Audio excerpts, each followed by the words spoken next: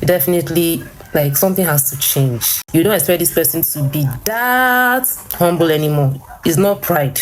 It's very easy for people around you, say your loved ones, your family, your friends, your colleagues, to wish you well, to wish for your lifting, pray for your lifting when you are still down. Very easy.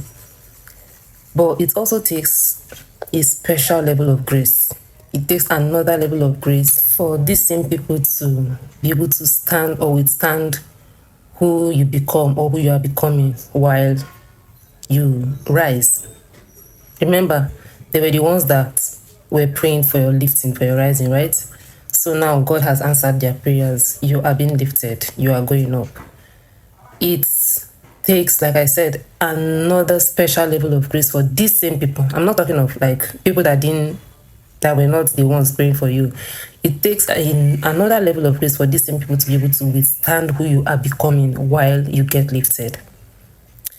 Because I wonder why somebody would wish for your lifting and expect you to remain who you were before your lifting. I don't know if they expect you to, like, they expect everything around you to be lifting, meanwhile your personality remains the same. Like, they expect you to get busier, for you to be promoted, for you, things to be going on well with you. And let's say, for example, they still expect you to give them that amount of attention you used to give to them, probably when you were jobless, probably when you were childless, maybe when you didn't have a lot on your table to attend to. Do you get that? Like, this is just like a practical example, because this is like one of the most common ones. You get to hear people say that she's now proud, he's now proud, he's now forming busy, he's now, do you understand? Like, I'm sure many of us can really relate to this particular example, because this is like one of the most common things that, you have heard people say to you or somebody you know. So in wishing people well, in wishing people to grow, please let us be able to also prepare our minds to accommodate who they become while they grow, unless you do not genuinely wish them to grow, unless you're just, being hypocritical with your prayers and your wishes for them. If you are being genuine with your wishes for growth for people, there should be that place in your heart to be able to accommodate who they become. Because definitely somebody that is childless or somebody that is jobless and you are praying for the person living, if the person becomes a mother, for example, this person gives you like 80% of her attention when she was childless. If she becomes a mother, in fact, if you sit down and collect, then be grateful. So that's not the time for you to be saying things that are not pleasant to this person or about this person.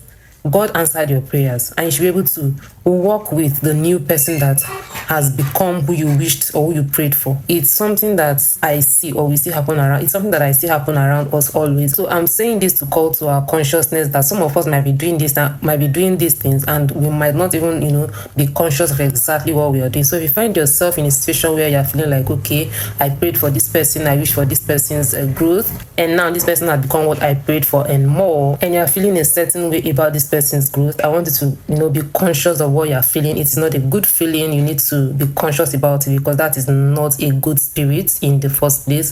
It's not a good spirit, okay? You might not really understand what is going on, but if you are someone like that, I want you to know that it's a bad one, and you need to be able to accommodate people while they grow. Because sometimes somebody might be all humble, all obedient when they are down, and by the time this person start making small money, definitely, like, something has to change. You get, something has to change. I'm not talking about pride. Pride is a total different ballgame. Pride is out of it. Definitely, we know that lack of funds comes with a lot of humility.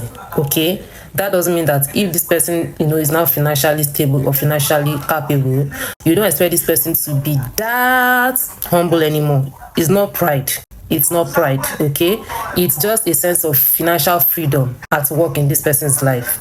That doesn't mean that this person is proud, but if you are not sensitive enough, you might call it pride, which it is not. Okay, so I want us to be able to draw the line when somebody grows or somebody is being promoted, when somebody is being lifted. We should know where to draw the line between the feelings that comes with it. Yeah, thank you. I love you.